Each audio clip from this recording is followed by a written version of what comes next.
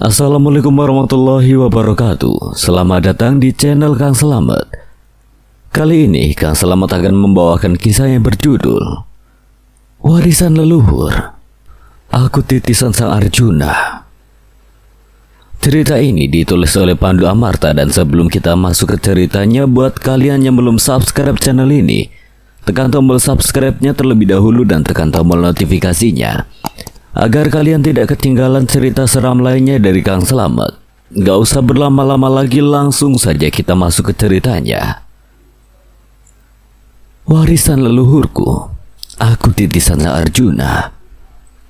Si pengurang dan banyak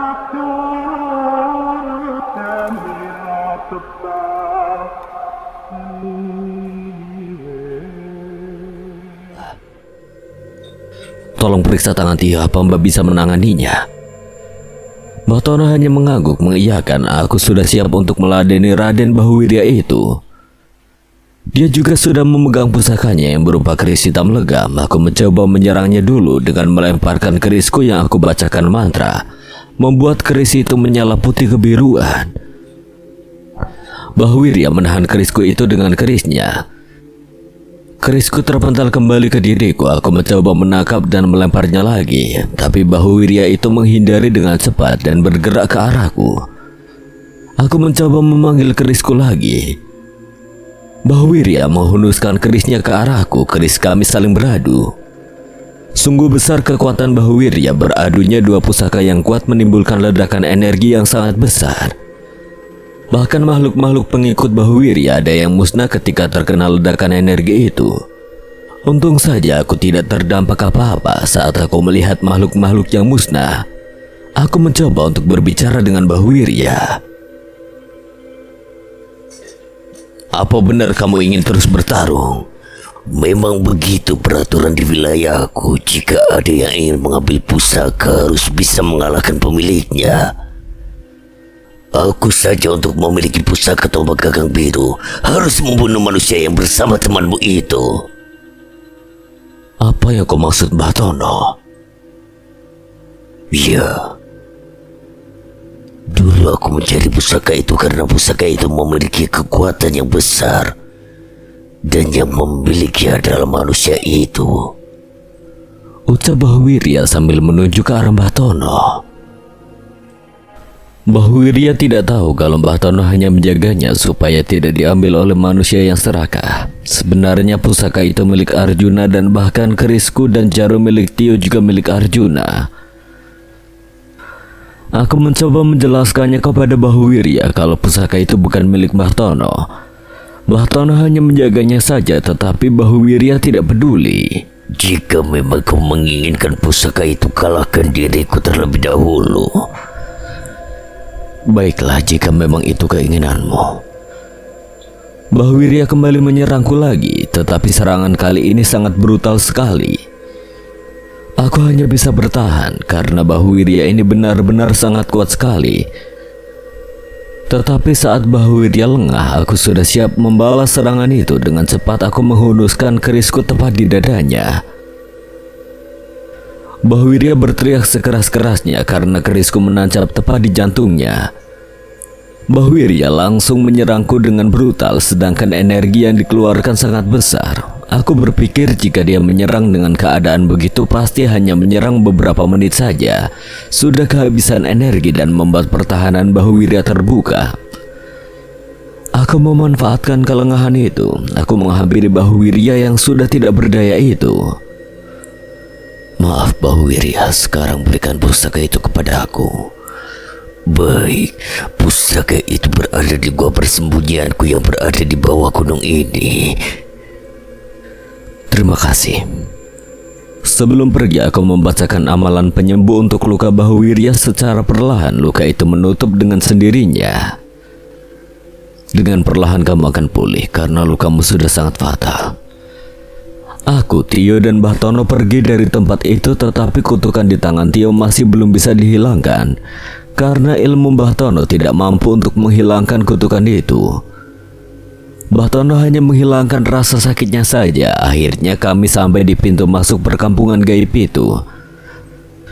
Saat kami akan keluar, Mbah Tono hanya diam. Dia tidak mengikutiku dan Tio. Kami kembali menghampiri Mbah Tono. Ayo Mbah, kita keluar dari tempat ini. Maaf Mas, aku sudah tidak bisa lagi ke dunia manusia. Kenapa Mbah? Apa Mbah masih ada urusan di sini? Tidak Mas, tugasku sudah selesai karena kalian sudah mengetahui tempat pusaka itu. Aku dan Tio mendengar perkataan Mbah Tono menjadi bingung. Mbah Tono melihat kami kebingungan. Dia menjelaskan kalau dia... Mas, sebenarnya saya ini sudah meninggal di dunia manusia. Dan jasadku berada di depan gua tempat pusaka itu. Dan nanti jika kalian menemukan jasadku, tolong kuburkan dengan layak ya Mas. Oh iya, dan juga sampaikan salam kangenku pada istriku, namanya Suratmi. Kami berdua sangat kaget mendengar penjelasan Mbah Tono itu.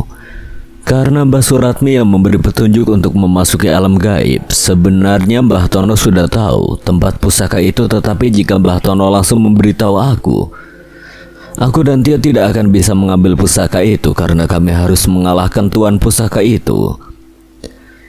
Jika kami langsung mengambil tanpa mengalahkan pemilik pusaka, saat masuk gua saja kami akan langsung mati karena pusaka tombak itu sangat patuh pada tuannya. Dan pusaka itu yang paling kuat. Setelah kami mendengar penjelasan Mbah Tono, kami pamit untuk kembali ke tubuh kami. Sedangkan Mbah Tono memudar sebelum Mbah Tono menghilang. Dia berkata pada kami, selesaikan tanggung jawab kalian. Ini sudah takdir untuk menyelesaikan tugas itu.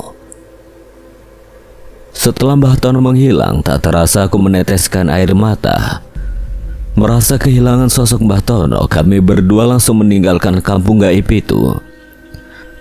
Saat kami sudah jauh dari kampung itu, ada kabut yang menurutku itu jalan keluar. Aku dan Tio memasuki kabut itu. Saat di dalam kabut, seolah kami terserap dan kami sudah kembali ke tubuh kami.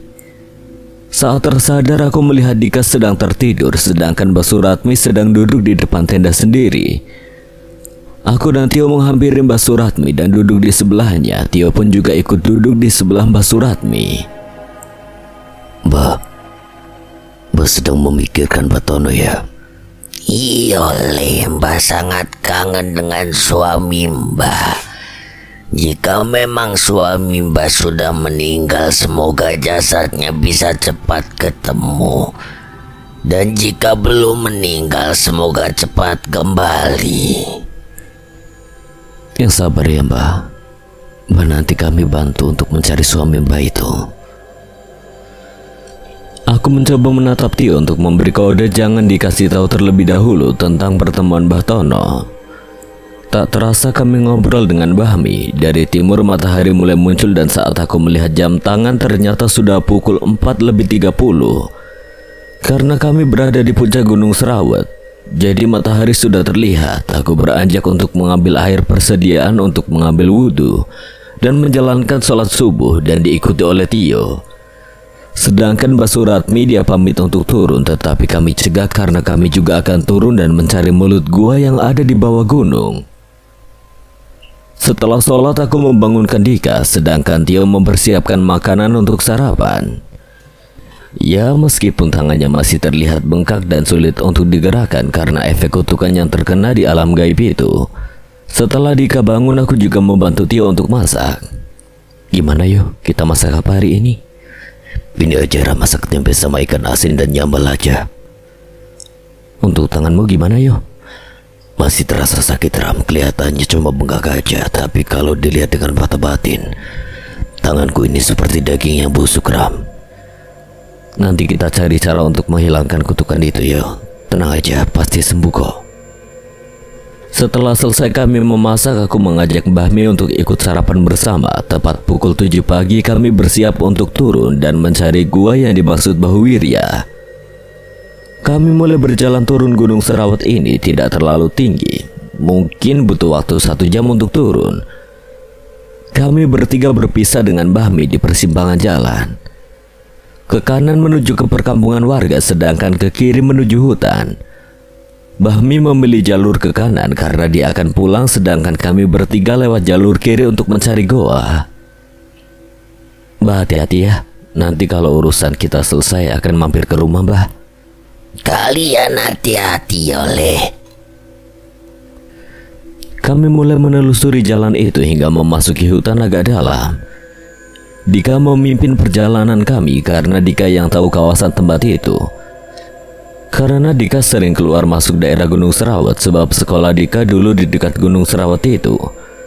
Dengan pedenya dia memimpin perjalanan. Saat berjalan, tiba-tiba di tengah-tengah jalan ada ular yang sangat besar. Ular itu melingkar di tengah jalan. Kami bertiga bingung apa yang harus dilakukan.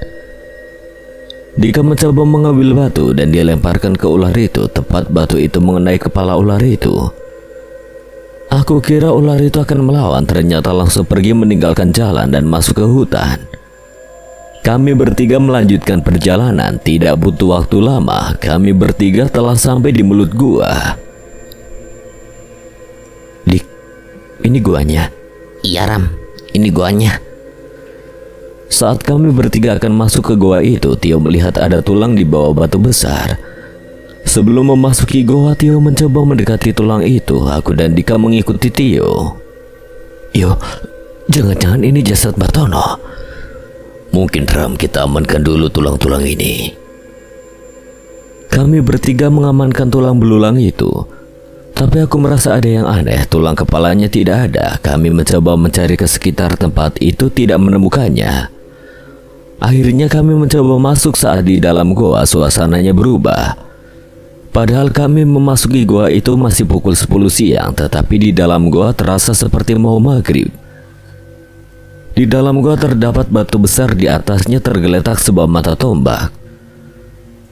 Konon goa itu tembus di sebuah gunung yang dekat dengan laut selatan. Kami mencoba mendekati batu itu. Kami bertiga berdiri sejajar dan memandang pusaka itu. Tiba-tiba tombak itu terbang melayang dan langsung aku ambil. Saat aku pegang pusaka itu menyala. Gelang di pergelangan tanganku juga ikut menyala. Pusaka itu aku masukkan ke tasku. Setelah itu kami bertiga akan kembali keluar dari goa tersebut. Tetapi saat kami mau beranjak keluar, tiba-tiba muncul seseorang di samping batu itu. Tunggu, jangan keluar dulu. Kami berhenti berjalan. Kami bertiga serentak menengok ke belakang. Aku dan Tio kaget saat melihat seseorang itu. Sedangkan Dika bingung melihat kami berdua. Kalian kenapa kaget begitu? Apa kalian kenal orang itu? Maaf Pak, Bapak ini siapa? Bapak ini dari mana? Soalnya kami bertiga tidak melihat Bapak dari tadi. Seseorang itu tidak menjawab pertanyaan dari Dika, sedangkan kami berdua segera menghampiri seseorang itu. Dika pun mengikuti kami. Sekarang kamu pemilik pusaka itu, jaga baik-baik pusaka itu, Mas.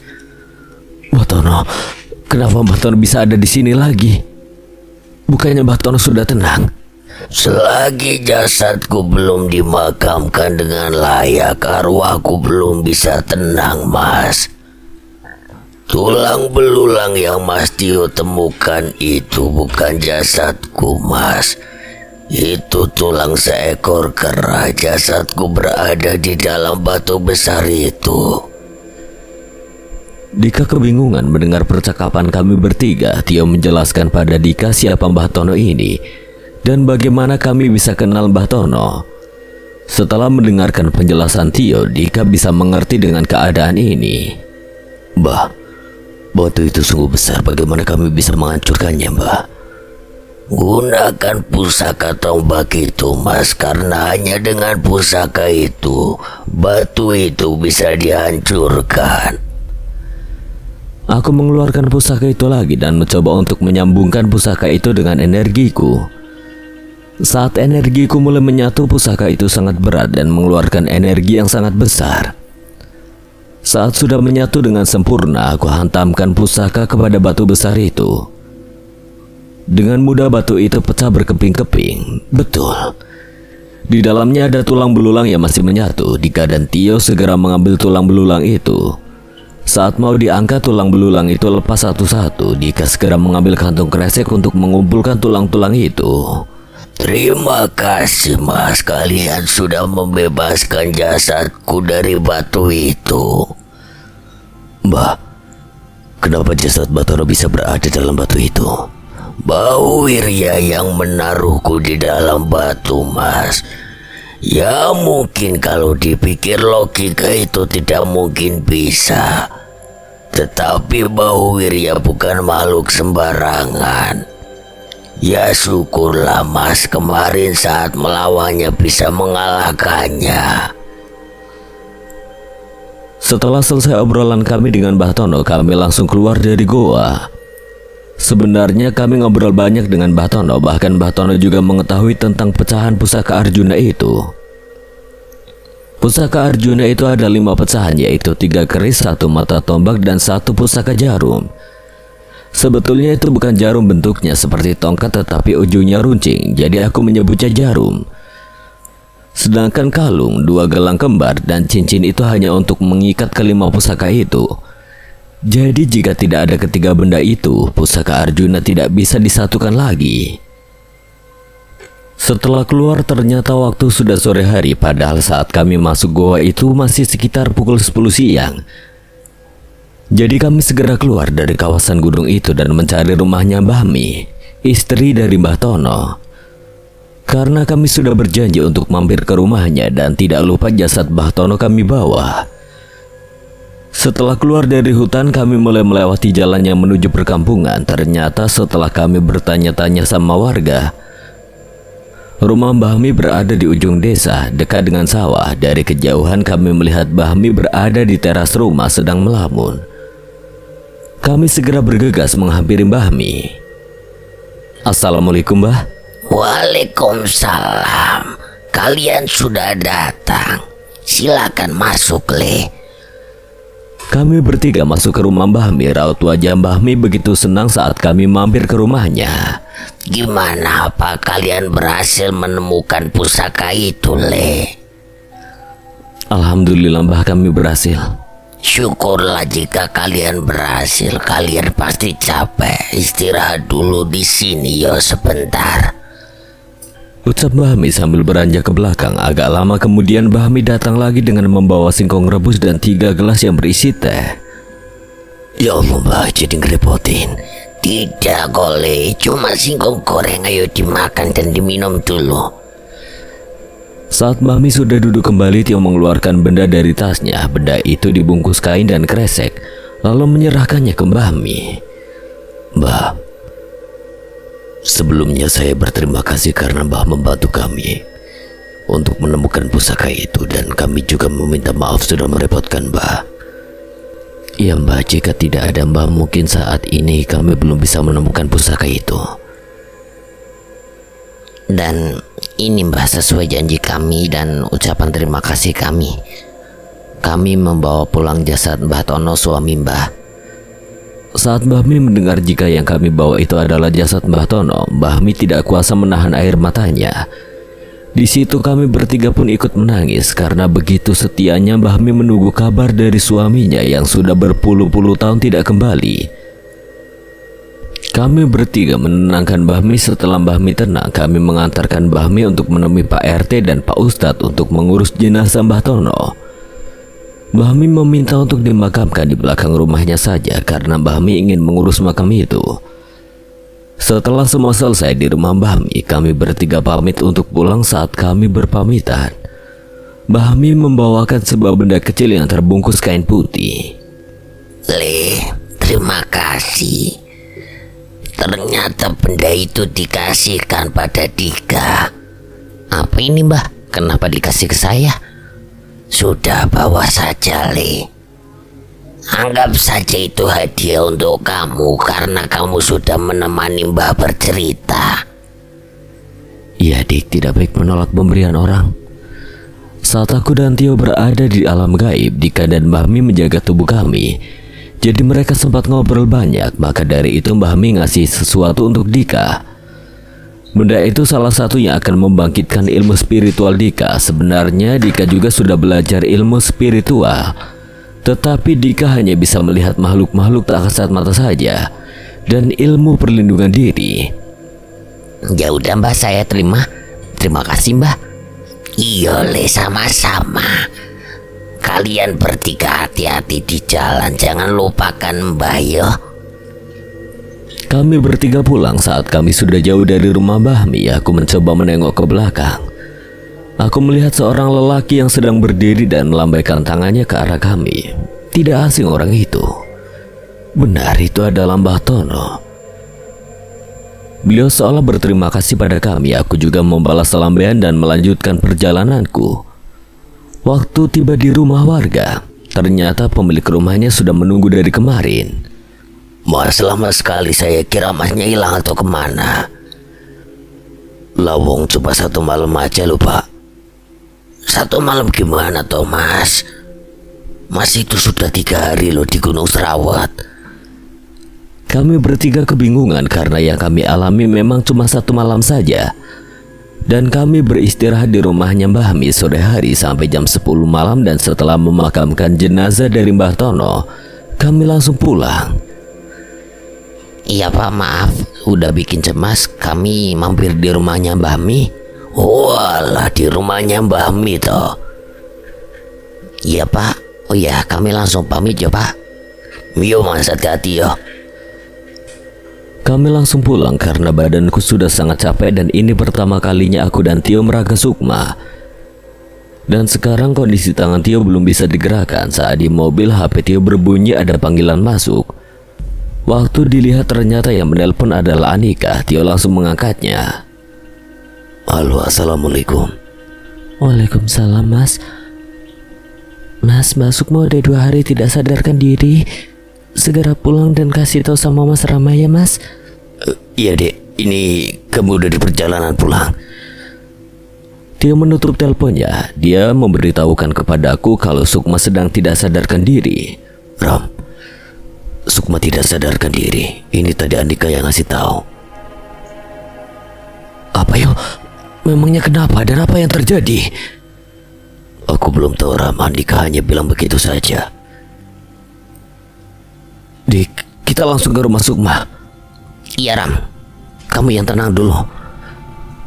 Dika mulai mengendarai mobilnya dengan kecepatan tinggi. Apa yang terjadi pada Sukma? Pikiranku kalut sekali dan aku tiba-tiba teringat ucapan warga yang kami titipi mobil. Apa benar kita di gunung sudah 3 hari? Aku tidak tahu Ram, setauku kemarin itu ya cuma semalam. Coba liatin sekarang hari apa. Loh, kamu kan yang masih di alam manusia Dik. Iya Ram, setauku habis ngobrol dengan Mbah Mi kemarin itu langsung tidur, dan bangun-bangun kamu bangunkan itu. Entahlah, aku jadi bingung. Kami bertiga mungkin 2 jam perjalanan tiba di rumah Sukma, sedangkan Tio sudah tidur di dalam mobil. Saat aku bangunkan tidak ada respon dengan Tio. Tiba-tiba tangan Tio yang terkena kutukan itu mengeluarkan bau busuk. Padahal tidak ada luka, hanya bengkak saja. Dan saat melihat di rumahnya Sukma, banyak sekali makhluk-makhluk yang seperti prajurit kerajaan zaman dulu yang berada di depan rumah Sukma. Siapa mereka? Dan kenapa berada di rumah Sukma? Aku dan Dika mengangkat tubuh Tio ke dalam rumah. Assalamualaikum. Waalaikumsalam, sebentar. Ya Allah, apa ini Mas Rama? Iya Bude, boleh saya masuk? Teman saya pingsan. Iya, silakan. Mas Rama paling nggak di sofa itu aja Mas. Aku meminta izin untuk mengecek badan Sukma. Memang benar dia berbaring di atas kasur. Aku sungguh tidak bisa berpikir jernih apa yang harus aku lakukan karena sahabatku Tio juga pingsan. Aku mencoba menghubungi kakek Tio dan mengabarkan kalau Tio sedang pingsan dan terkena kutukan. Aku mencoba menelpon bapakku dan menceritakan keadaan Sukma. Ternyata bapak harus melihatnya secara langsung. Jadi bapak aku akan datang ke rumah budenya Sukma. Saat aku selesai telepon dengan bapak, orang-orang prajurit yang dari tadi berada di halaman rumah Sukma tiba-tiba masuk ke rumah. Tetapi yang bisa melihat hanya aku dan Dika saja. Dia tiba-tiba berjongkok di depanku. Maaf Tuan, kami tidak bisa menjaga putri. Berdirilah, jangan seperti itu. Melihat aku berbicara sendiri, budenya Sukma yang bernama Bude Tini ini kebingungan.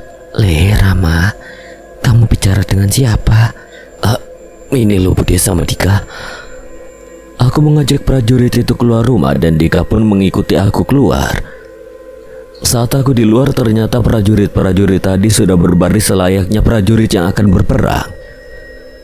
Dengan perlengkapan tempur, ternyata prajurit yang masuk rumah tadi adalah komandan prajurit itu. Ram, mereka seperti prajurit zaman kerajaan dulu. Ya Dik, tapi kenapa mereka bisa ada di rumah budenya Sukma ya? Lah kamu aja nggak tahu apalagi aku, Ram. Saat aku dan Dika mengobrol, komandan prajurit itu kembali berbicara padaku. Maaf Tuan, kami adalah prajurit-prajurit Panglima Daryo dan kami ditugaskan untuk menjaga keturunan Panglima Daryo. Kalian kok bisa berada di sini? Kan ini bukan keturunan Eyang Daryo. Karena kami menemukan energi gelang takdir berada di sini, jadi kami menuju ke sini. Ternyata prajurit-prajurit itu adalah dari zaman kerajaan terdahulu. Aku mencoba meminta penjelasan pada komandan itu apa yang telah terjadi pada Sukma. Tetapi prajurit itu tidak mengetahui apapun karena saat mereka datang, Sukma sudah tidak sadarkan diri. Bahkan sudah seperti meninggal. Lalu aku coba tanyakan lagi pada prajurit itu tentang Tio. Maaf, apa kamu tahu apa yang terjadi dengan temanku? Iya, saya tahu Tuan. Dia terkena kutukan dari seseorang yang dari zamanku juga, yang bernama Bahuwirya. Kamu tahu tentang Bahuwirya? Prajurit itu menjelaskan Bahuwirya adalah seorang prajurit dulunya. Dia sangat setia kepada kerajaannya. Tetapi ada sesuatu tragedi yang membuat Bahuwirya berubah. Ya, itu saat Bahuwirya berperang melawan kerajaan musuh, istrinya di rumah dibunuh dan diperkosa oleh temannya sendiri. Sama-sama seorang prajurit, bahkan istrinya Bahuwirya sedang mengandung muda dan belum sempat ngasih tahu kepada Bahuwirya. Saat Bahuwirya pulang sudah mendapati istrinya tergeletak dan hampir membusuk karena Bahuwirya berperang berhari-hari. Saat itu Bahuwirya sungguh tersayat hatinya. Dia meminta keadilan kepada kerajaannya. Tapi kerajaannya tidak menggubris sama sekali. Akhirnya Bahuwirya bersumpah akan mencari pelakunya sendiri. Setelah beberapa hari Bahuwirya menyelidiki, dia mengetahui siapa pelaku yang membunuh istrinya. Ternyata yang melakukan adalah rajanya sendiri. Bahuwirya sangat marah dan dia melakukan hal yang mengerikan. Dia memanggil makhluk yang berasal dari zaman pewayangan untuk meminta kekuatannya, yaitu Yaksadewa, putra dari Raja Rahwana. Bahuwirya mendapatkan kekuatan yang sangat besar, tetapi dengan syarat harus memberikan tumbal kepada Yaksadewa. Satu kerajaan itu musnah dihabisi oleh Bahuwirya. Bahkan Bahuwirya juga menyerang di kerajaan Bajra, di mana kerajaan eyangku berasal. Kerajaan Bajra kewalahan menghadapi Bahuwirya, bahkan Eyang Daryo yang ahli strategi itu sangat kebingungan. Semua strategi sudah dilakukan, akhirnya Eyang Daryo mencari solusi lain, yaitu bertapa untuk mencari petunjuk. Suatu ketika Eyang Daryo mendapatkan petunjuk untuk mengalahkan Bahuwirya harus dengan pusaka yang setara dengannya. Eyang Daryo mendapatkan petunjuk untuk mengalahkan Bahuwirya harus dengan pusaka yang setara dengannya. Eyang Daryo mempelajari ilmu menjelajahi zaman. Hingga pertama kali percobaan dia langsung bisa menuju ke zaman pewayangan dan dia bertemu dengan Arjuna dan bertapa bersama. Hingga akhirnya Eyang mendapatkan pusaka Arjuna.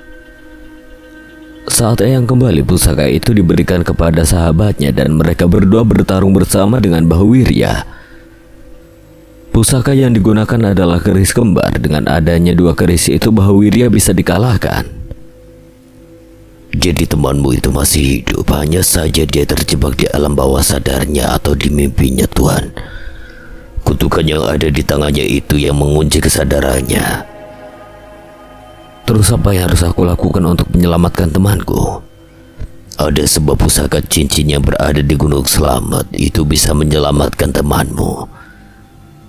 Terus bagaimana dengan Sukma? Coba tanya dengan orang yang bersama dengannya. Apa yang telah terjadi kepadanya? Aku berpikir sejenak dan mencerna siapa yang harus aku tanya. Di pikiranku hanya ada dua orang saja, Bude dan Andika.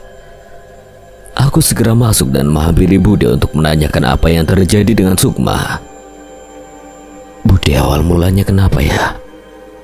Gak tahu Le, waktu pagi saat Bude mau membangunkan sudah seperti ini Le. Saat aku dan Bude masih ngobrol terdengar suara sepeda motor. Ternyata yang datang adalah Bapak dan Mas Tirta.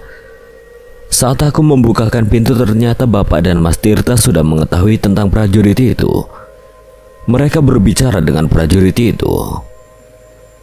Bapak, Mas Tirta, Sukma dan Tio berada di dalam, Pak. Iya Le, sebentar. Maaf Tuan, saya datang ke sini sudah terlambat. Sukma Putri sudah diambil. Iya, tidak apa-apa. Sekarang tugasmu jaga rumah ini. Baik Tuan. Setelah ngobrol dengan prajurit itu, Bapak dan Mas Tirta menghampiriku. Aku mengajak Bapak untuk melihat kondisi Sukma. Saat di kamar, Bapak mencoba memegang kepala Sukma dan mencoba membacakan mantra. Bapak mendapatkan bayangan kalau Sukma sedang duduk berdua dengan seseorang yang sedang memakai pakaian kerajaan. Bapak kembali membuka mata dan memintaku untuk memanggil Bude Tini. Tini, sekarang Sukma bawa ke rumah sakit karena dia sangat lemah sekali. Karena beberapa hari ini sudah tidak makan. Tapi Sukma masih bisa diselamatkan kan, Pak? Bisa, nanti biar Rama dan kakaknya yang menyelamatkan Sukmanya Sukma. Bude Tini dan suaminya segera membawa Sukma ke rumah sakit terdekat supaya segera mendapatkan perawatan. Sedangkan Mas Tirta di luar kamar memeriksa Tio dan Mas Tirta menyadari jika ada kutukan yang terdapat di tangan Tio. Keris Mas Tirta dikeluarkan dan ditempelkan di tangan Tio. Ada aura merah yang keluar dan diserap oleh keris Mas Tirta. Aura ini sungguh kuat sekali, aku cuma bisa menyerap separuh aura itu. Kata prajurit di luar ada pusaka cincin yang bisa menyelamatkan Tio, Mas. Di mana tempatnya pusaka itu? Di Gunung Selamat. Besok berangkat Ram, sama aku aja. Ram, Roh Sukma juga berada di Gunung Selamat. Akhirnya aku memutuskan untuk berangkat ke Gunung Selamat bersama Mas Tirta. Tubuh Sukma dibawa ke rumah sakit bersama Bude dan Pak D-nya, sedangkan Tio diantar pulang oleh Dika. Awalnya Dika mau ikut aku ke Gunung Selamat, tetapi dilarang sama bapakku karena perjalanan kali ini sangat berbahaya. Karena yang akan aku hadapi adalah sosok dari pewayangan, yaitu Yaksa Dewa. Ya, meskipun aku pernah menghadapinya saat menyelamatkan Sukma di tempat Badarso, rumah Bude Tini tetap dijaga oleh prajurit-prajurit itu. Keesokan harinya aku dan Mas Tirta mempersiapkan untuk perjalanan menuju ke Gunung Selamat. Tujuan kami hanya di Pos Samarandu karena penglihatan Bapak Roh Sukma berada di sana. Mas Tirta mempersiapkan logistik yang akan kami bawa, sedangkan aku diberi wejangan oleh Bapak apa yang harus aku lakukan di sana nanti. Tidak lupa aku membawa kerisku dan Mas Tirta juga membawa kerisnya. Saat semuanya sudah kami siapkan, kami tinggal berangkat saja. Tujuan kami adalah Gunung Selamat. Gimana Ram, apa kamu sudah siap untuk perjalanan ini? Sudah Mas, tekadku sudah bulat. Demi Sukma dan Tio sahabatku. Kali ini Mas akan ikut campur karena jika kamu sendirian akan berbahaya sekali. Iya Mas, aku paham. Karena Bapak sudah ngasih tahu. Dan Mbahnya Tio juga sudah bilang apa aja yang akan kita hadapi Mas. Kami akan berangkat setelah sholat Isya karena kereta akan berangkat pukul 20 tepat. Kami berangkat naik sepeda motor dari rumah dan motor kami akan ditaruh di stasiun. Sebelum berangkat, Bapak kembali ngasih wejangan kepada aku. Le, kamu hati-hati, jangan gegabah mengambil keputusan. Iya Pak, kan ada Mas Tirta bersamaku. Rami sangat khawatir sama kamu loh. Ibu, doain Rama ya. Semoga tidak terjadi apa-apa. Kan ada Mas Tirta Bu yang jagain Rama. Suara azan Isya terdengar. Mas Tirta segera melakukan sholat di kamarnya. Aku pun beranjak ke belakang untuk mengambil air wudhu dan melakukan sholat juga. Saat aku sholat, setiap sujud aku kebayang wajah Sukma dan sahabat-sahabatku. Tak terasa air mataku membasahi pipi. Setelah sholat aku berdoa kepada Allah Subhanahu wa Ta'ala. Semoga Tio dan Sukma masih bisa aku selamatkan. Rama, ayo berangkat. Aku segera menyelesaikan doaku lalu beranjak keluar. Aku dan Mas Tirta sudah menggendong Ransel. Bapak, ibu, dan istri Mas Tirta mengantar keberangkatan kami sampai depan rumah. Kami berangkat ke stasiun naik sepeda motor Mas Tirta. 1 jam kami sampai di stasiun. Mas Tirta segera registrasi tiketnya. Beberapa menit kemudian kereta yang akan kami naiki datang. Kami segera mengecek barang-barang kami supaya tidak ada yang tertinggal. Setelah kami yakin sudah lengkap semuanya, kami berdua memasuki kereta. Saat sudah masuk, aku seperti nostalgia 2 tahun yang lalu. Aku melihat nenek-nenek yang pernah aku lihat saat pergi ke Jawa Tengah dengan bapak dulu. Nenek itu melihat ke arahku dan Mas Tirta. Dia tersenyum saat melihat kami, dan anehnya tempat duduk kami berada di belakang nenek itu, persis saat bersama bapak dulu. Tetapi kali ini nenek itu tidak diam. Dia ngajak ngobrol kami. Saat kami mau duduk, nenek itu berdiri dengan tubuhnya yang membungkuk dan menghampiri kami. 2 manusia titisan Pandawa, kalian mau ke Gunung Selamat, Yole? Ya Mbah, kok Mbahnya tahu? Aku sudah mengamati kalian sejak lama dan menunggu momen ini. Terutama kamu, Rama. Saya Mbah? Mbahnya kok tahu nama saya? Mbah ini siapa? Kalian berdua pasti bingung. Namaku Sri. Aku dulunya seorang pelayan kerajaan dan aku diutus untuk mengawasi keturunan dari Panglima Daryo. Mungkin kalian tidak percaya dengan ini semua dan Panglima Daryo menyuruhku untuk mengasihkan ini pada kalian. Mbah Sri memberikan sebuah batu kecil berwarna biru. Mas Tirta menerima batu itu. Saat kami berdua masih fokus ke batu itu, kami berdua tak sadar kalau Mbah Sri sudah menghilang entah kemana. Mas, kemana Mbah Sri tadi, Mas? Loh, kemana Ram? Kamu tidak lihat kemana perginya? Nggak tahu, Mas. Kami berdua kebingungan, celingak-celinguk mencari keberadaan Mbah Sri. Sampai-sampai kami ditegur oleh penumpang lain. Mas, kalian berdua ini kenapa? Dari tadi kok nggak duduk-duduk? Maaf Mbak, apa Mbak lihat nenek-nenek di depan kami tadi? Nenek siapa Thomas? Lawang dari tadi nggak ada siapa-siapa loh. Itu kursi di depan masih buku yang menduduki. Beneran Mbak, tadi ada nenek-nenek di sini loh. Ini buktinya Mas saya dikasih batu kecil ini. Maaf Mbak, mungkin kami salah lihat, saut Mas Tirta dan mengajakku untuk duduk. Sudah, biarkan aja. Nanti saat di rumah Mbak, kita tanyakan aja sama Mbak. Kami mulai duduk dan menikmati perjalanan kami. Ya, seperti biasa. Aku saat perjalanan selalu tertidur dan aku dibangunkan Mas Tirta saat sudah sampai di stasiun tujuan. Kali ini kami tidak dijemput sama Pak Alek Rojak karena memang kami tidak ngasih tahu Simbah kalau kami mau ke Jawa Tengah. Akhirnya kami naik angkot untuk menuju ke rumah Simbah. Saat di angkot kami menemui nenek itu lagi, tapi dia tidak bicara sama sekali padahal aku menyapanya. Loh, Mbah Sri? Tidak ada jawaban sama sekali, hanya senyuman yang Mbah Sri lemparkan kepadaku. Aku mencoba memberi isyarat sama Mas Tirta, tetapi saat aku menoleh ke arah Mbah Sri, dia sudah tidak ada lagi. Siapa sebenarnya Mbah Sri ini? Dari stasiun menuju ke rumah Simbah membutuhkan waktu sekitar 45 menitan. Kami berdua turun di pinggir jalan. Di seberang jalan ada gang masuk untuk menuju ke rumah Simbah. Kami berdua berjalan kaki untuk menuju ke sana. Waktu itu sekitar pukul 7 pagi. Tidak butuh waktu lama, rumah Simba sudah kelihatan. Terlihat Uti sedang menyapu halaman. Aku dan Mas Tirta mencoba mengendap-endap untuk memberi kejutan sama Uti. Tetapi saat kami mau menegur Uti dari belakang, ada yang menodong menggunakan tongkat kayu. Jangan bergerak jika kalian masih sayang nyawa kalian. Kami berdua mengangkat tangan kami seperti orang yang sedang ketakutan mencuri. Kami perlahan menoleh ke belakang. Saat kami menoleh, pukulan tongkat melayang ke arah kami berdua. Untung saja kami berdua refleks langsung menghindari pukulan itu. Ternyata yang menyerang kami adalah Simba.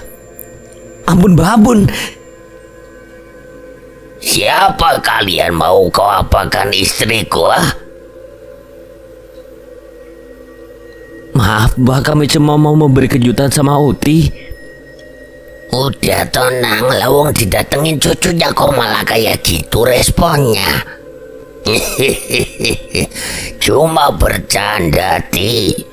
Cuma mau ngetes saja udah seberapa jauh kemampuan cucu-cucuku ini. Ya udah, ayo kita masuk.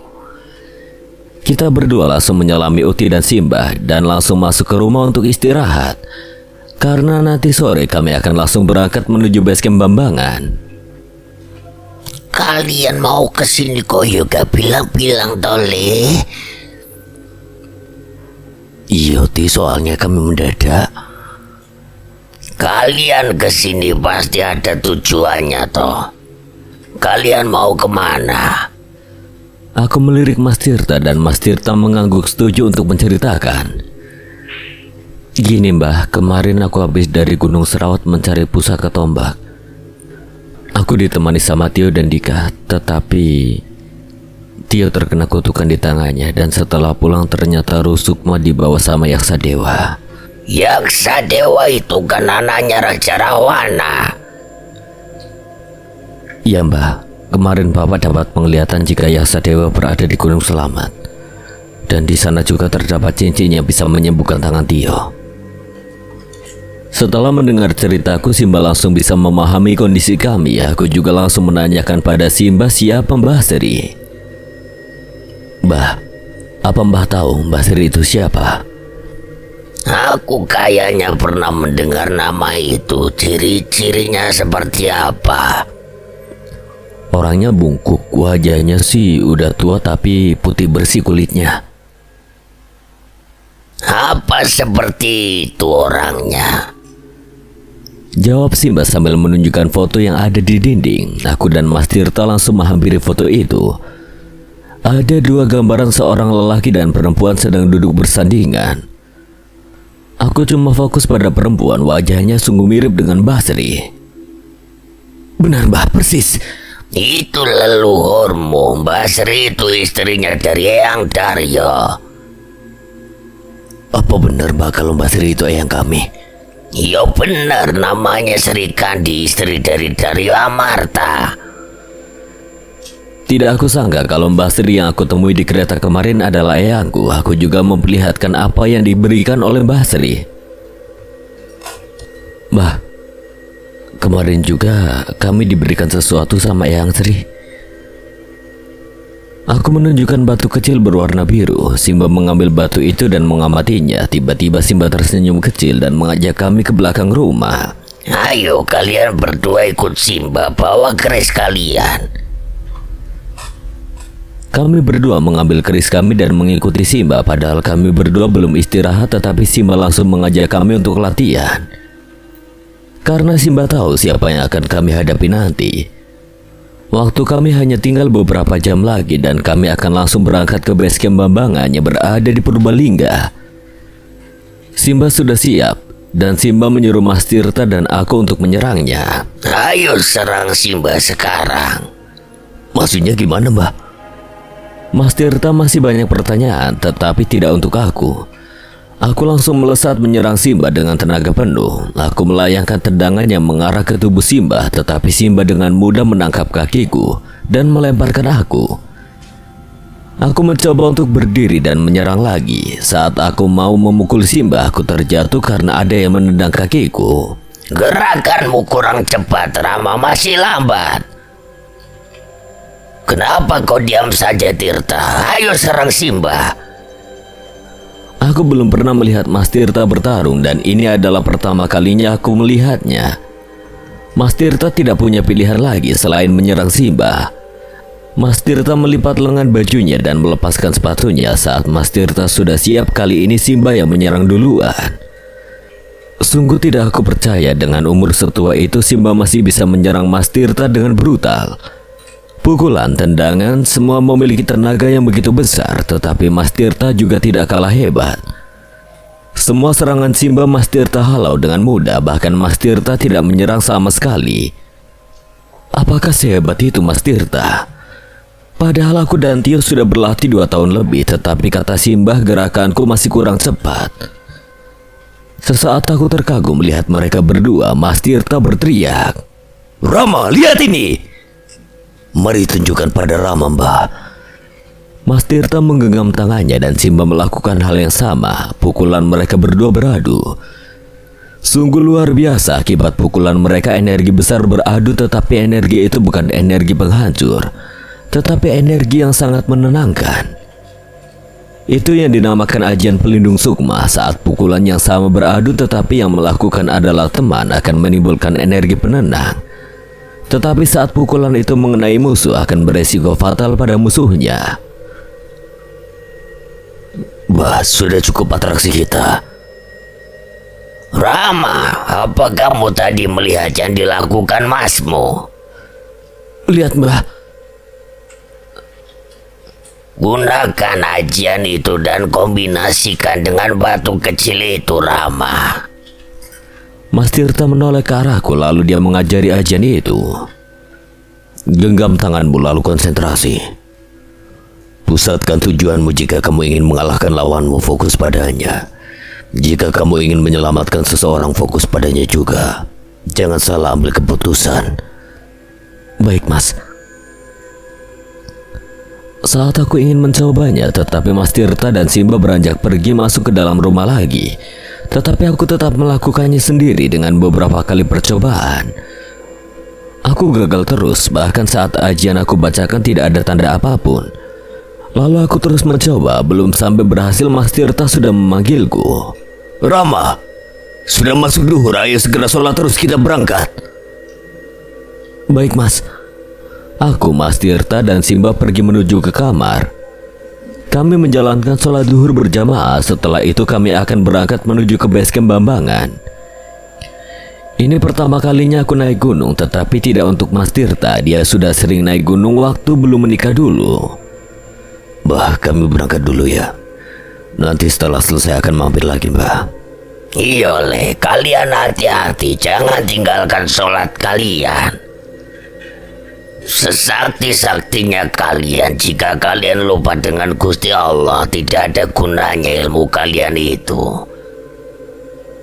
Setelah berpamitan pada Simba, kami langsung berangkat menuju jalan raya dan Mas Tirta sudah memesan ojek online untuk mengantarkan kami ke basecamp Bambangan.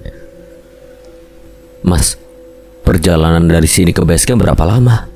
Kisaran 2-3 jaman, Ram. Sebenarnya udah deket sih, Ram. Jalan raya sudah kelihatan dan terlihat ada 2 orang yang sedang menunggu seseorang. Ternyata itu ojek yang dipesan sama Mas Tirta. Pak, apa Pak Saipul ya? Iya, Mas. Masih ingat dengan saya toh, Mas? Ya masih lah, Pak. Saya tidak akan pernah lupa dengan Bapak kok. Ini mau naik ke Selamat lagi, Mas Tirta? Iya, Pak, biasa masih tentang tugas yang dari yo.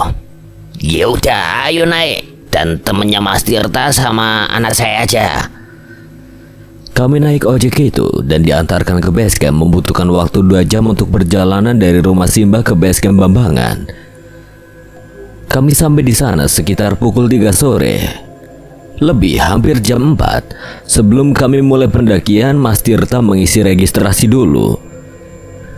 Saat Mas Tirta mengambil formulir registrasi, Mas Tirta melihat ada seorang laki-laki yang mau naik seorang diri. Tapi karena seseorang itu ada barang yang ketinggalan, jadi dia memutuskan untuk tidak jadi naik.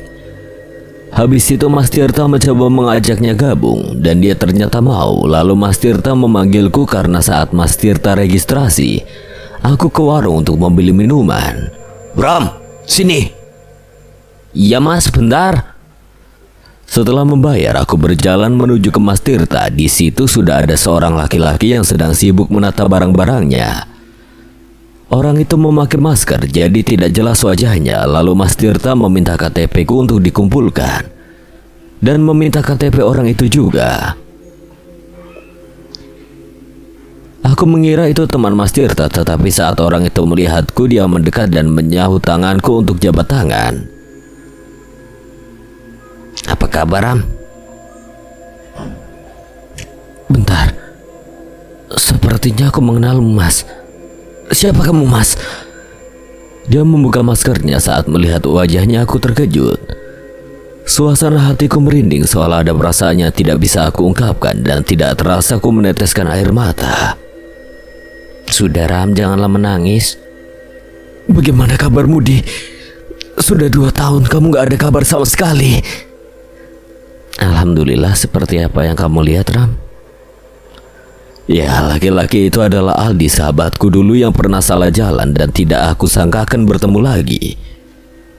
Aku memeluknya dan di situ kami berdua pecah. Suasana menjadi haru. Mas Tirta bingung saat melihat kami pelukan. Hei, kalian ini kenapa? Apa kalian saling kenal? Kami tidak menjawab karena kami masih melepas rindu kami. Setelah kami selesai, aku jelaskan sama Mas Tirta. "Mas, ini sahabatku dulu, dia menghilang sudah 2 tahun entah kemana." Walah, kalian ini udah saling kenal loh. Syukurlah kalau kalian saling kenal karena kita akan mendaki bersama. Mas Tirta segera menyelesaikan registrasi kami. Aku dan Aldi mengecek barang-barang. Sambil mengecek, Aldi menanyakan soal Tio dan Dika. Ram, Tio dan Dika tidak ikut, Ram? Tidak, Di. Mereka sehat semuanya kan, Ram? Tidak, Aldi. Kami baru saja mendapatkan masalah dan tujuanku ke sini salah satunya untuk menyelesaikan masalah ini. Masalah apa, Ram? Ceritakan. Siapa tahu aku bisa membantu kalian. Tio terkena kutukan, Di. Dan untuk menyembuhkan Tio harus mengambil pusaka yang berada di gunung ini. Dan Rusukma diambil oleh sosok makhluk yang ada di gunung ini juga. Baiklah, Ram, aku akan membantumu sampai semuanya selesai. Tidak usah khawatir. Barang-barang kami sudah lengkap semuanya dan Mas Tirta juga sudah selesai mengurus registrasinya. Kami bertiga sepakat akan mulai naik setelah sholat maghrib. Waktu itu ada beberapa rombongan lain, kalau nggak salah ada 4 rombongan lain. Jadi 5 sama rombongan Mas Tirta. Tapi rombongan yang lain sudah mulai naik setelah asar, jadi rombongan Mas Tirta yang terakhir. Setelah maghrib, 3 orang berdiri di depan gapura yang tertulis Gerbang Pendakian Gunung Selamat Pos Bambangan. Sinar bulan purnama menerangi jalur pendakian dan ditemani hembusan angin yang sejuk. 3 orang mulai melangkah memasuki jalur menuju atap Jawa Tengah ini. Mas Tirta udah pernah naik Gunung Selamat ini? Udah, Mas, dulu. Mungkin udah 5 tahun yang lalu. Masih ingat jalurnya, Mas? Insya Allah masih, Aldi. Mas Tirta memimpin jalan dan aku yang paling belakang. Dari base camp Bambangan menuju ke pos 1 Pondok Gemirung membutuhkan waktu 1 jam lebih, dan di jalur menuju pos 1 kami bertiga melewati gardu pandang dan lapangan.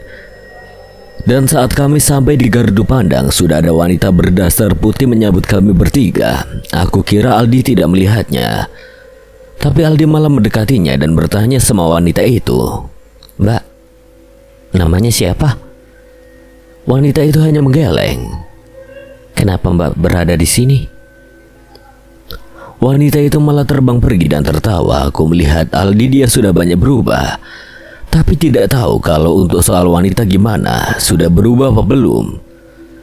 Setelah wanita kuntilanak itu pergi, kami istirahat di gardu pandang mungkin sekitar 10 menitan. Di saat istirahat aku mencoba ngajak ngobrol Aldi. "Di, sekarang kamu apa bisa melihat hal seperti itu?" Semenjak aku pergi waktu itu, aku aku pergi ke Jawa Tengah untuk belajar di salah satu padepokan. Aku di sana diajari banyak hal, Ram. Mulai dari ilmu agama dan mendalang karena pemimpin padepokan seorang dalang. Jadi aku diajari itu, Ram. Ya, aku sekarang berubah seperti ini. Bentar, kamu bilang tadi seorang dalang, Di. Kalau boleh tahu siapa namanya? Ki Darman, Ram. Aku kaget mendengarnya karena namanya sama yang dibilang sama Arjuna. Aldi, setelah kita pulang dari sini aku ingin ke padepokanmu, Di. Apa boleh? Boleh, Ram. Padepokan itu terbuka untuk siapa aja. Setelah istirahat cukup, kami melanjutkan pendakian ini dengan formasi masih sama. Mas Tirta di depan dan aku di paling belakang. Tak terasa sambil ngobrol kami sudah sampai di pos 1, yaitu Pondok Gemirung. Di pos 1 ini terdapat shelter yang agak besar. Kami di situ juga istirahat sebentar sebelum melanjutkan perjalanan lagi. Saat istirahat, Aldi mengeluarkan beberapa camilan untuk mengajal perut. Setelah kita selesai istirahat, kita melanjutkan lagi perjalanan menuju pos 2. Dari pos 1 ke pos 2 ini jalur mulai menanjak dan memasuki area hutan yang sudah rapat dengan pepohonan. Tetapi banyak makhluk-makhluk halus yang mulai menampakkan dirinya. Kami bertiga bisa melihat itu karena kami sudah biasa, jadi kami abaikan saja. Ada juga makhluk kerdil yang terus mengikuti kami sepanjang perjalanan ke pos 2. Tetapi makhluk itu tidak mengganggu kami. Dia hanya mengikuti saja. Jumlah makhluk itu ada 3 saat sampai di pos 2. Di sana tidak ada shelter, hanya tanah yang agak datar. Kami tidak menemui rombongan yang berangkat dulu ataupun rombongan yang turun. Suasana di pos 2 ini tidak ada yang janggal, hanya cuma makhluk-makhluk kerdil yang mengikuti kami. Saat kami istirahat, makhluk kerdil itu juga ikut berhenti. Mas Tirta mencoba mendekati dan mengajak bicara. Kenapa kalian mengikuti kami? Kami takut ada makhluk jahat di atas. Saat kami lagi main, temanku ini melihat Mas ini. Ucap salah satu makhluk itu dengan menunjukku. Kata temanku itu Mas ini memiliki banyak ilmu, jadi sebenarnya kami ingin minta tolong. Apa yang bisa kami bantu? Tempat tinggal kami diambil oleh makhluk itu dan para penghuni di gunung ini juga jadi budaknya.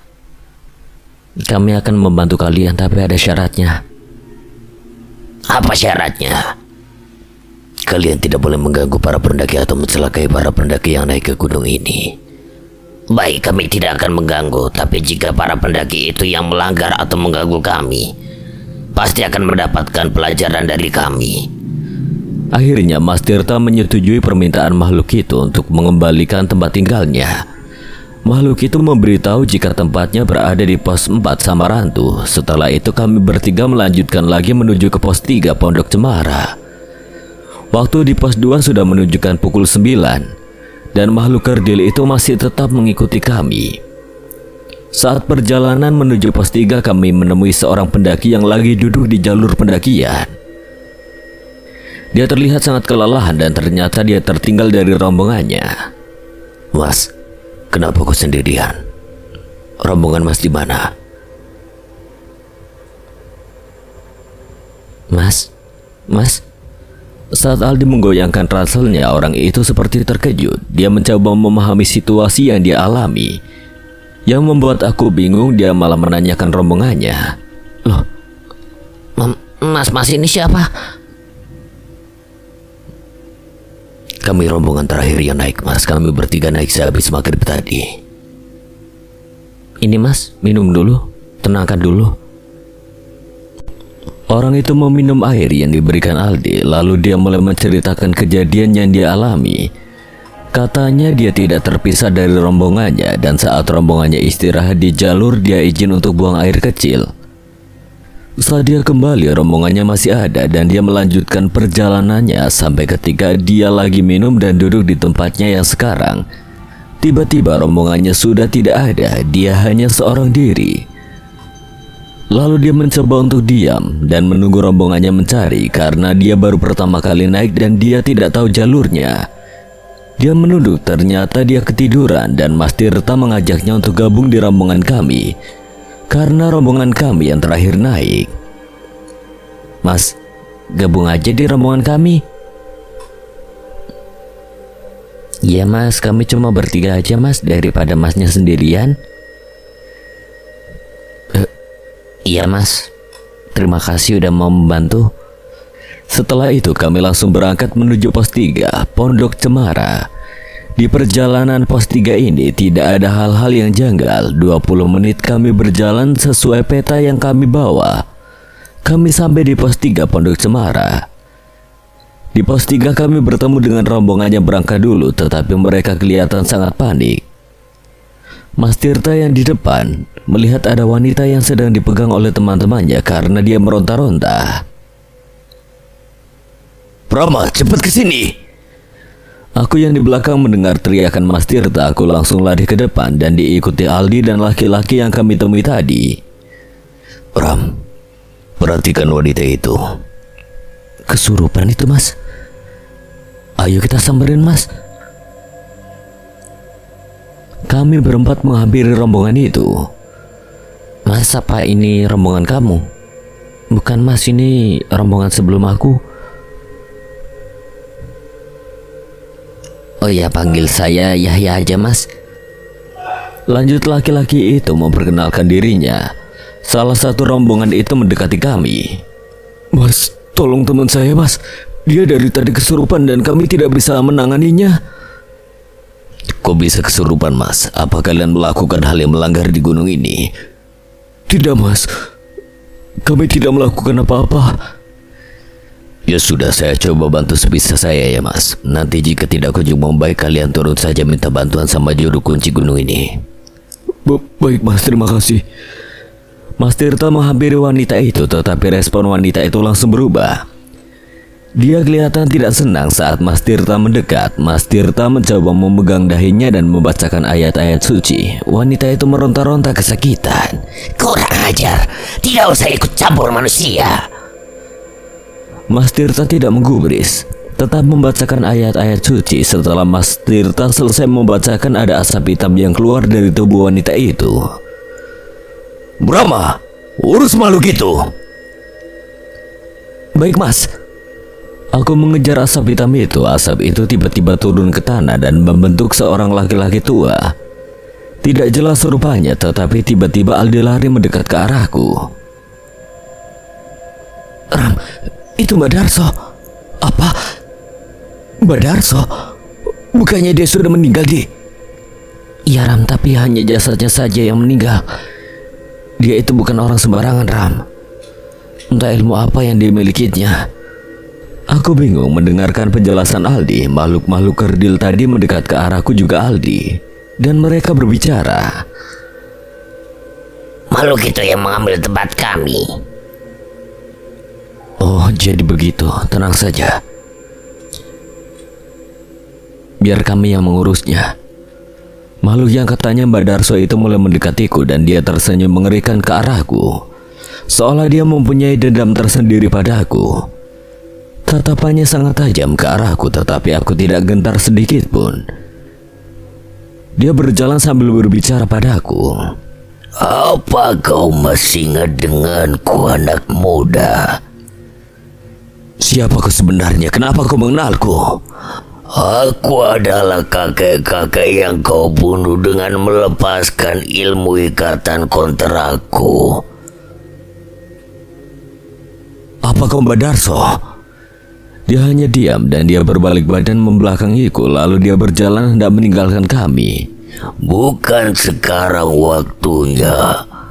Akan aku tunggu kalian nanti.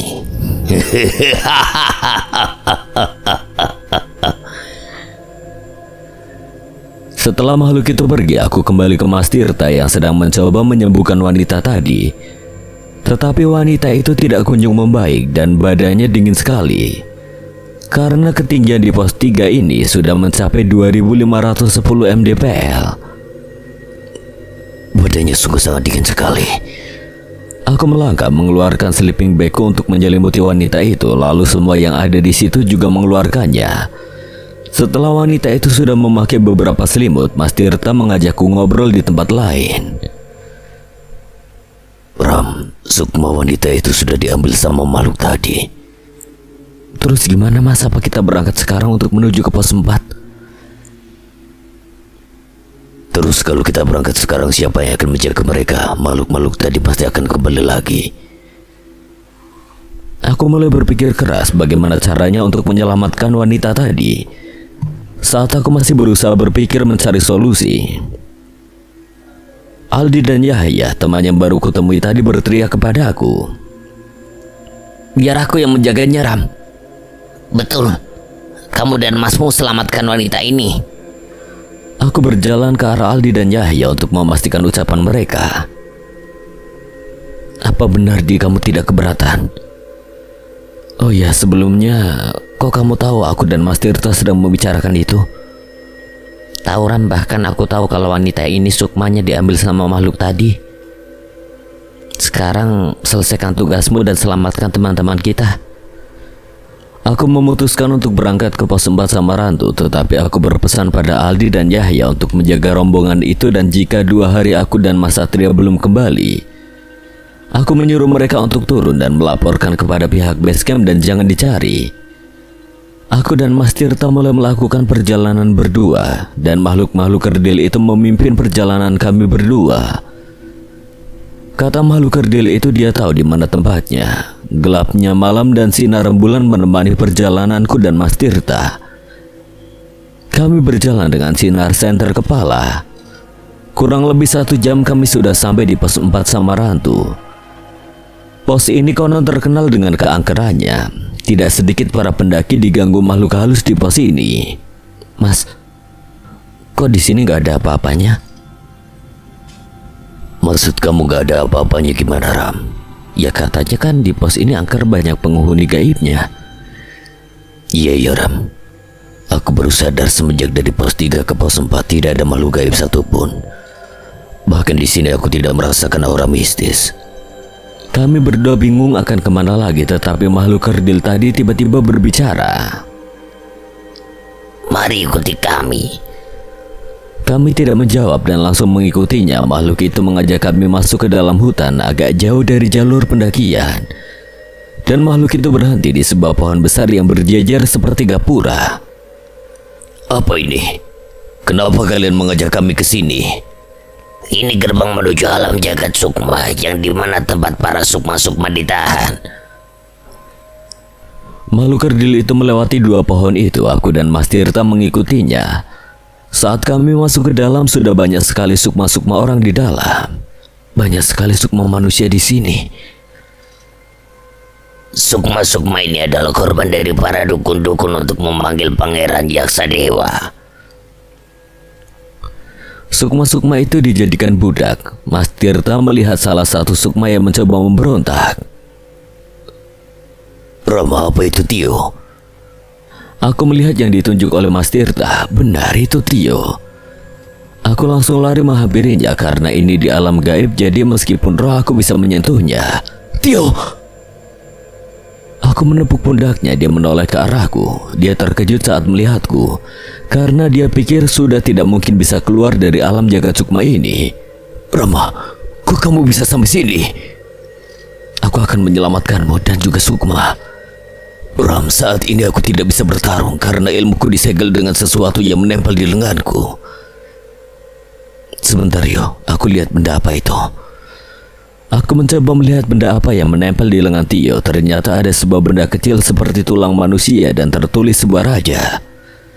Mas Tirta, ada raja di lengan Tio. Mana Ram? Oh, benda ini yang membuat aku tidak bisa menghilangkan kutukannya waktu itu.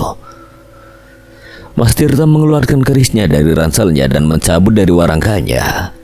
Tio, tahan. Ini sedikit menyakitkan. Iya Mas. Mas Tirta membacakan sebuah mantra yang membuat kerisnya mengeluarkan api biru dan menyayatkan bilah kerisnya ke benda yang ada di lengan Tio. Benda itu terbakar dan melukai lengan Tio. Karena rasa sakit yang luar biasa, Tio berteriak sekencang-kencangnya. Karena teriakan Tio, makhluk-makhluk penjaga menghampiri kami. Tidak cuma satu yang menghampiri, tetapi puluhan penjaga yang menghampiri. Lagi-lagi kamu yang selalu bikin ulah. Udah, eksekusi saja dia. Mereka tidak sadar kalau ada aku dan Mas Tirta saat mereka akan membawa Tio yang sedang menahan rasa sakit. Tangan salah satu penjaga ditebas sama Mas Tirta menggunakan kerisnya yang masih menyala. Aku sudah muak dengan kelakuan kalian. Kamu kan pendekar yang pernah kesini dan kamu juga yang menyelamatkan Dewi. Iya, aku datang lagi ke sini, tapi kali ini aku akan mengeluarkan semua sukma-sukma manusia ini. Aku terkejut mendengar kalau Mas Tirta pernah datang ke sini dan Dewi adalah istri dari Mas Tirta. Mas, kamu pernah ke sini? Kita selesaikan dulu, Ram. Karena sudah banyak sekali makhluk-makhluk penjaga yang datang, Mas Tirta sudah siap jika memang bertarung jalan satu-satunya. Aku pun sudah bersiap untuk bertarung.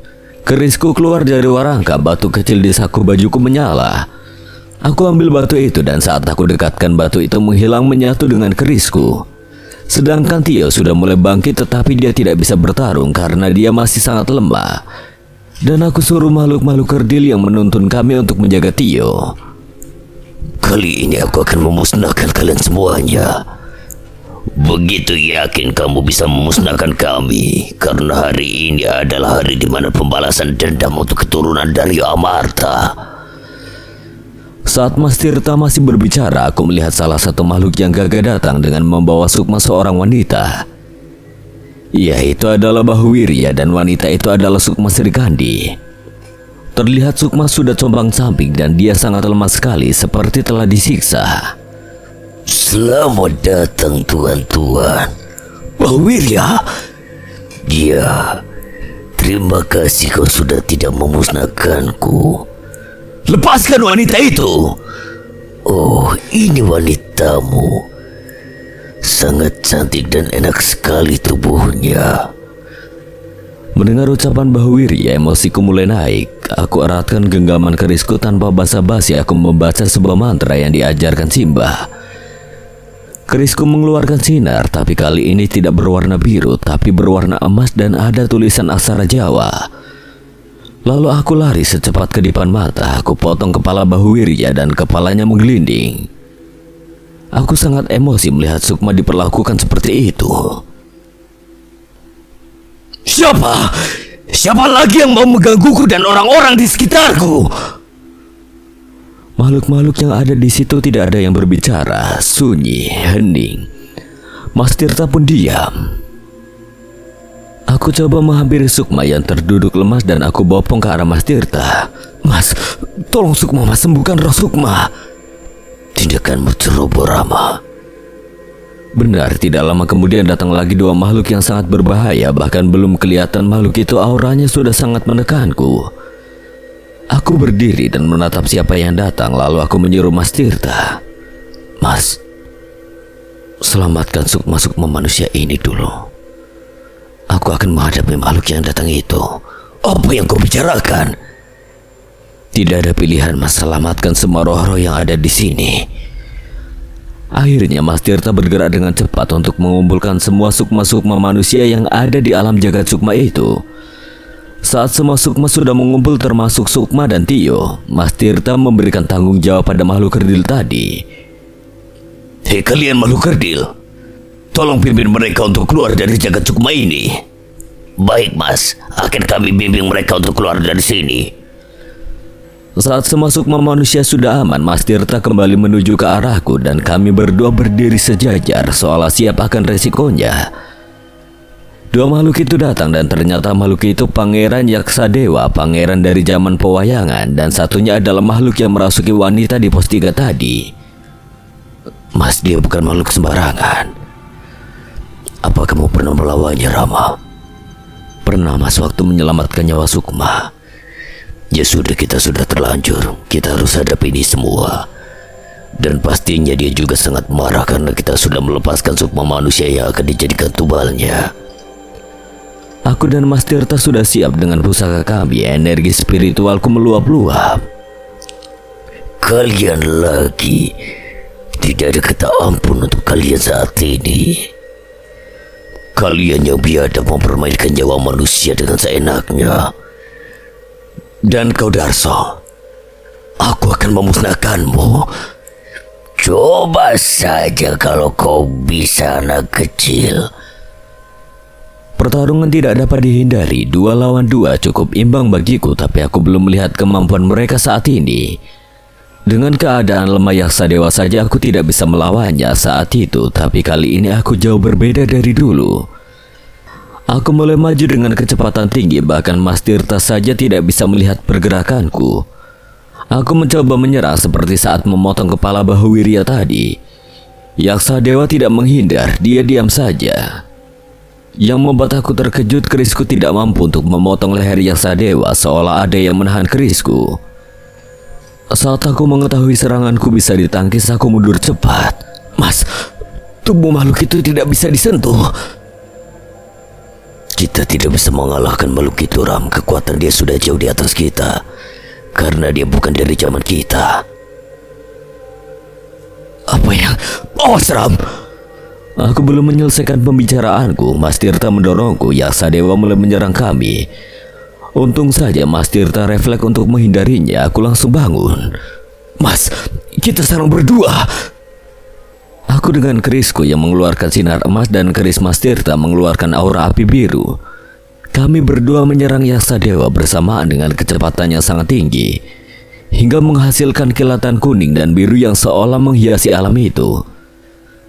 Tetapi satu serangan pun tidak ada yang mengenai. Aku mencoba lari dan menyerang lagi, tetapi Yaksadewa menangkap kerisku. Kau memang mirip dengan Arjuna, tetapi kau tidak sehebat Arjuna.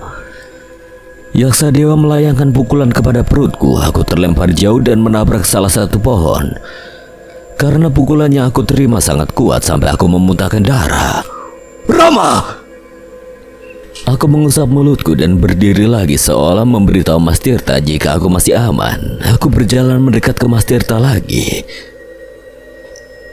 Rama, kerismu. Tenang Mas, keris itu hanya berfungsi dengan satu mantra saja. Dan mantra itu hanya Arjuna dan aku yang tahu. Benar saja, kerisku saat dipegang Yaksadewa tiba-tiba meredup, tidak bersinar lagi. Sedang Badarso, dia hanya diam dan menyuruh penjaga-penjaga tadi untuk menyerang kami. Kalian semua serang 2 manusia itu. Para penjaga tadi langsung menyerang kami secara bersamaan. Mas Tirta yang masih dengan kerisnya yang menyala, dia mengayunkan kerisnya, seluruh penjaga itu terbakar habis. Yaksadewa yang melihatnya sungguh murka, dia langsung menyerang kembali. Duel antara Mas Tirta dengan Yaksadewa terjadi. Mas Tirta masih dengan pusakanya yang mengeluarkan api biru, sedangkan Yaksadewa menggunakan kerisku.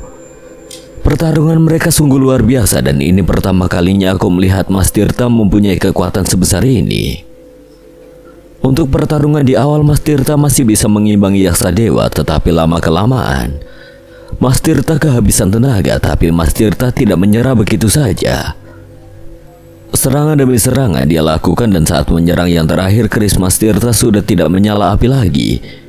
Dengan mudah Yaksadewa menangkap lengan Mas Tirta. Tanpa ampun Mas Tirta dibanting dengan keras hingga terdengar suara retak tulangnya. Mas Tirta sudah terkapar, tapi serangan Yaksadewa masih belum selesai. Melihat Mas Tirta terkapar, Yaksadewa mengangkat tubuh Mas Tirta dan melemparkannya ke arahku. Dengan refleks aku menangkap tubuh Mas Tirta. Mas, bangun Mas! Tidak ada jawaban. Aku cek detak jantungnya sudah tidak berdetak lagi. Biadab, aku akan memusnahkan kalian semua. Aku berdiri dan mengeluarkan pusaka yang baru aku dapat kemarin, tombak gagang biru. Aku tidak membacakan mantra apa-apa, tetapi seolah tombak itu memiliki kesadaran sendiri. Tombak itu mengeluarkan aura penghancur yang sangat kuat. Sebelum aku menyerang, tiba-tiba aku mendengar suara. Rama, kau tidak akan menang melawan Yaksadewa. Bahkan sosok Hanuman pun belum tentu bisa mengalahkannya. Musnahkan dukun itu, karena kunci kemunculan Yaksadewa berada di dukun itu. Dan dia adalah keturunan dari Bahwirya yang kepenggal kepalanya tadi. Ucap suara tanpa wujud. Aku berfokus pada Mbah Darso yang dari tadi hanya menikmati pertarungan. Sebenarnya Mbah Darso ini memiliki ilmu terlarang yang bisa hidup kembali. Tetapi saat Mbah Darso hidup lagi, dia memutuskan untuk hidup di alam gaib, yaitu jagat sukmo. Dan misinya adalah untuk membalas dendam kepada keturunan-keturunan yang menghalangi leluhurnya dulu, yaitu Bahwirya dengan cara memanggil sosok dari pewayangan. Aku masih fokus dan mengingat ilmu yang diajarkan Mas Tirta dan Simbah kemarin. Tombakku terasa berat, dan saat aku sudah tidak bisa menahan beratnya, aku lempar ke Yaksa Dewa. Tombak itu melesat dengan cepat mengarah kepada Yaksa Dewa, tapi saat sudah hampir mengenainya, tombak itu berbelok arah ke arah Mbah Darso. Karena gerakan tombak itu tiba-tiba, Mbah Darso tidak sempat untuk menghindar. Tombak itu menancap tepat di kepala Mbah Darso. Seketika tubuh Mbah Darso meledak dan hancur berkeping-keping. Sedangkan Yaksa Dewa terserap oleh pusaran kabut hitam yang akan membawanya kembali ke zamannya. Aku ambil pusaka-pusakaku dan menggendong Mas Tirta untuk keluar dari alam itu. Aku mulai berjalan, tetapi makhluk kerdil kembali muncul. Kalian kembali lagi. Bagaimana para sukma manusia itu? Mereka sudah kembali pada tubuhnya, dan yang sudah meninggal mereka sudah ditenangkan oleh kedua teman kalian. Temanku? Maksud kamu Aldi dan Yahya? Iya. Tidak lama kemudian muncul Aldi dan Yahya dari arah yang sama. Mereka saat melihatku langsung lari menghampiri. Kamu gak apa-apa, Ram? Tidak, tapi Mas Tirta tadi. Kenapa Mas Tirta, Ram? Aldi membantuku meletakkan tubuh Mas Tirta ke tanah. Aldi mengecek Mas Tirta, dan saat mengecek ternyata Aldi masih merasakan detak jantung Mas Tirta, tetapi sangat lemah sekali detaknya. Tenang, Ram. Mas Tirta masih hidup tapi sangat lemah. Kita harus cepat bawa ke rumah sakit.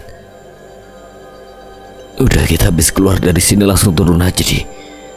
Oh ya, Ram, kemarin waktu kamu naik ke pos 4, aku didatangi sama nenek-nenek dan dia menitipkan ini untuk kamu. Aldi memberikan sebuah cincin yang berwarna emas dan ada ukiran 5 orang. Iya, Di, terima kasih ya. Kami langsung bergerak untuk keluar dari tempat itu. Aldi dan Yahya membawakan ranselku dan punya Mas Tirta, sedangkan aku menggendong Mas Tirta. Kami kembali dituntun oleh makhluk-makhluk kerdil itu. Tetapi yang aku heran saat kami keluar dari alam itu, kami langsung tiba di depan gapura. Gapura itu tertulis gerbang pendakian Gunung Selamet Pos Bambangan. Padahal waktu itu kami berada di pos 4 Samarandu, tetapi tidak aku ambil pusing. Aku langsung lapor ke pihak basecamp dan pihak basecamp langsung membawa Mas Tirta ke rumah sakit. Saat itu juga aku kabari Mbak Dewi. Dewi Mahari adalah istri dari Mas Tirta. Dia ternyata juga bukan orang sembarangan. Singkat cerita, Mbak Dewi datang bersama bapak dan ibu, dan aku mencoba menghubungi Andika untuk menanyakan kabar Sukma dan Tio. Ternyata mereka sudah sadar tapi masih butuh istirahat yang cukup. Singkat cerita, beberapa bulan kemudian, karena setelah kejadian di Gunung Selamat tidak ada kejadian lagi, tetapi Hanuman dan Arjuna selalu datang di mimpiku. Arjuna juga memberitahu padaku bahwa perang Baratayuda akan dimulai, jadi dia membutuhkan senjata panah Pasopatinya. Dengan beberapa aku mendapatkan petunjuk, aku membicarakan dengan bapak dan Simba. Simba mengambil keputusan bahwa aku dan Sukma harus segera menikah karena hanya dengan pernikahanku bisa menyatukan pusaka Arjuna. Ram, kita besok ke rumah keluarganya Sukma. Ya Pak, aku sendiri juga sudah berpikir kalau ini sudah waktunya. Setelah aku dan keluargaku membicarakan pernikahanku dengan Sukma, aku menghubungi sahabat-sahabatku, Tio, Dika, Aldi, dan satu lagi teman baruku yaitu Yahya. Aku memberitahu teman-temanku soal pernikahanku. Beberapa hari kemudian, aku dan keluargaku berkunjung ke rumah budenya Sukma untuk menentukan tanggal dan tempat pernikahan. Ternyata pihak keluarga Sukma meminta untuk melaksanakan di rumah kakeknya di Jawa Tengah. Semua yang dibutuhkan sudah siap dan tinggal menunggu hari hanya. 21 Agustus 2015, pernikahan Rama Amarta dan Sukma Srikandi dilaksanakan dengan dimeriahkan pagelaran wayang kulit yang didalangi kakeknya sendiri dengan lakon perang Baratayuda. Saat pagelaran wayang dimulai, Hanuman datang dan menonton. Ternyata tidak hanya Hanuman saja yang datang, tetapi seluruh pasukannya juga datang. Pagelaran digelar 1 malam. Selama resepsi tidak ada hal yang aneh hingga selesai. 1 minggu kemudian saat aku duduk di depan teras rumah Sukma menghampiriku. Mas, terima kasih untuk semuanya ya. Sukma sangat bersyukur. Iya, Mas juga berterima kasih karena kamu sudah ngertiin Mas dan menerima Mas dengan kekurangan Mas. Sukma memelukku dan menyenderkan kepalanya di pundakku, dan saat kami menikmati kemesraan itu, tiba-tiba ada 2 seseorang pengganggu yang benar saja itu adalah Tio dan Dika. Ya, Dik. Kita kayaknya salah tempat, Dik. Sukon, yuk. Ada apa kamu kesini? Gak jadi deh, takut ganggu. Alah, Mas Tio ini bisa aja ya. Udah sini. Dek, tolong buatin minum untuk 2 manusia ini ya, Dek. Iya Mas, bentar ya. Tio dan Dika duduk di teras rumah. Sebenarnya aku tahu dia akan membahas apa, dan lagi pula aku juga ada urusan sama Tio. Ram, waktu kamu ke Gunung Slamet apa sama Aldi juga? Iya, Dik. Sekarang Aldi sudah lebih baik daripada dulu.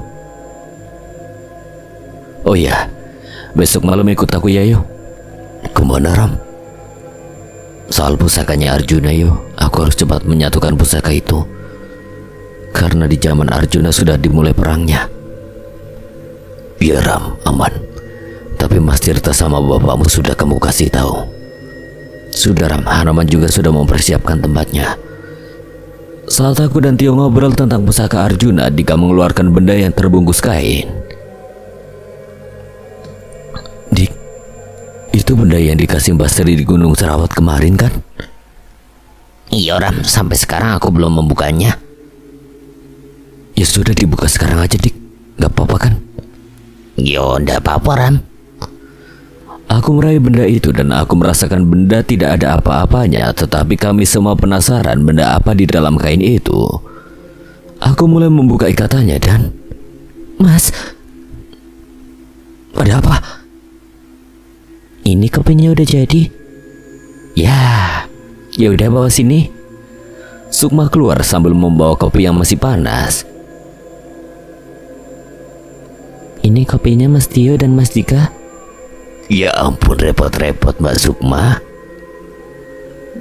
Mola kamu, yo. Setelah Sukma kembali masuk ke rumah, aku meneruskan membuka benda itu. Ternyata benda itu sebuah belati kecil seperti belati mainan. Tetapi belati itu ada ukiran yang berbentuk samar. Biasanya orang Jawa memanggilnya sabda palon. Apa sebenarnya ikatan Dika dan benda itu? Keesokan harinya aku, Mas Tirta serta Bapak sedang menunggu kedatangan Tio dan Dika. Sebenarnya aku hanya mengajak Tio saja, tetapi Dika kekeh pengen ikut. Ya mau gak mau aku mengizinkannya. Lama banget arak ini. Karena waktu sudah menunjukkan jam 10 malam, tidak lama kemudian ada sepeda motor yang datang. Itu adalah Tio dan Dika. Sukma, ayo berangkat. Iya Mas, sebentar. Setelah Sukma keluar, kami langsung berangkat menuju salah satu tempat yang sudah ditentukan oleh Hanoman. Tempat itu adalah Alas Purwo. Bapak boncengan sama Mas Tirta, aku dengan istriku Sukma. Kami berenam berangkat menuju ke Alas Purwo malam itu. Perjalanan dari rumahku menuju Alas Purwo kisaran 1,5 jam. Dan kami sampai di Alas Purwo sekitar jam 12 kurang 15 menit. Kami langsung menuju ke sebuah goa. Dan ternyata Hanoman sudah menunggu kami di depan goa. Kami berenam langsung masuk ke goa di sana. Dan sudah ada 5 batu yang melingkar di tengah-tengahnya.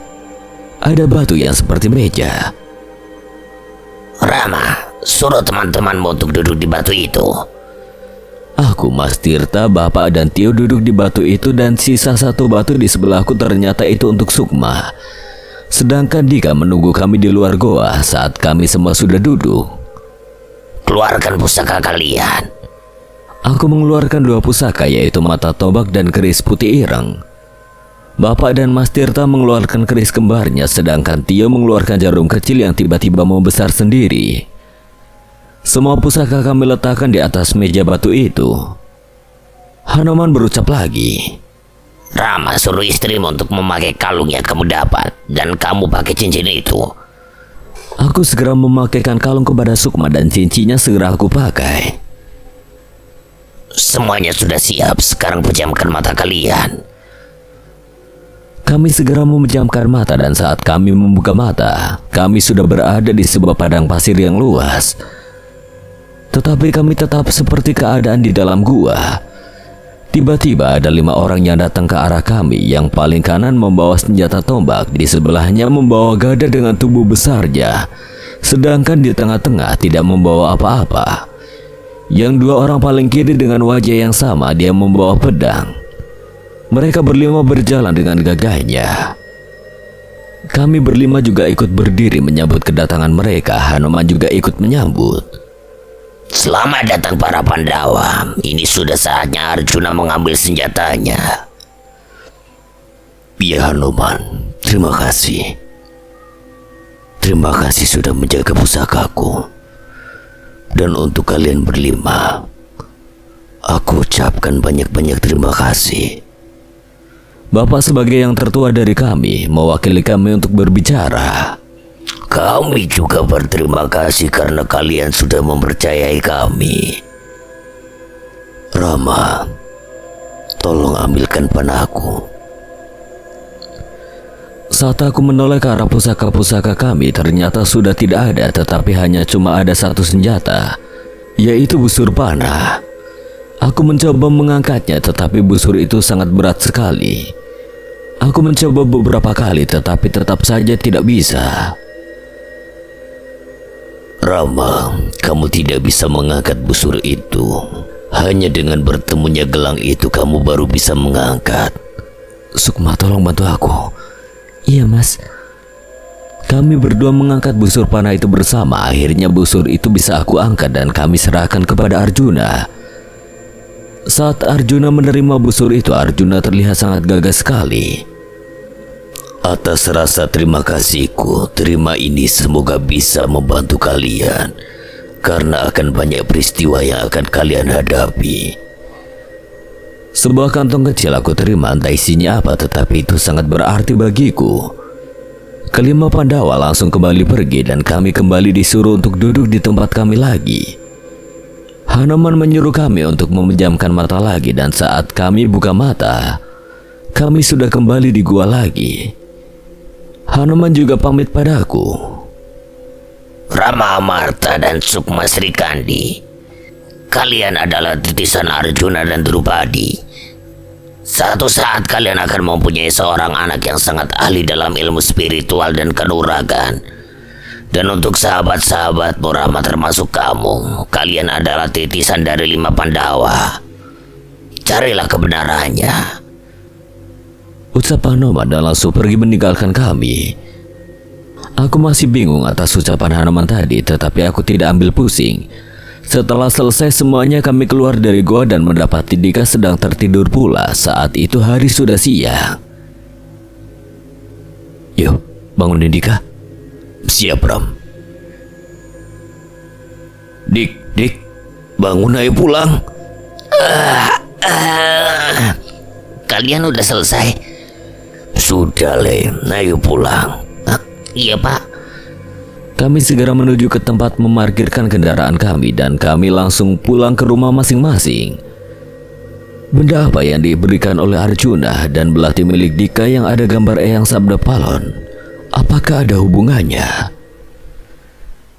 Sekian. Dan terima kasih buat Pandu Amarta yang telah mengizinkan saya membawakan ceritanya. Apabila ada kesalahan atau kekurangan, Kang Selamat memohon maaf sebesar-besarnya dan akhir kata Kang Selamat pamit undur diri. Wassalamualaikum warahmatullahi wabarakatuh.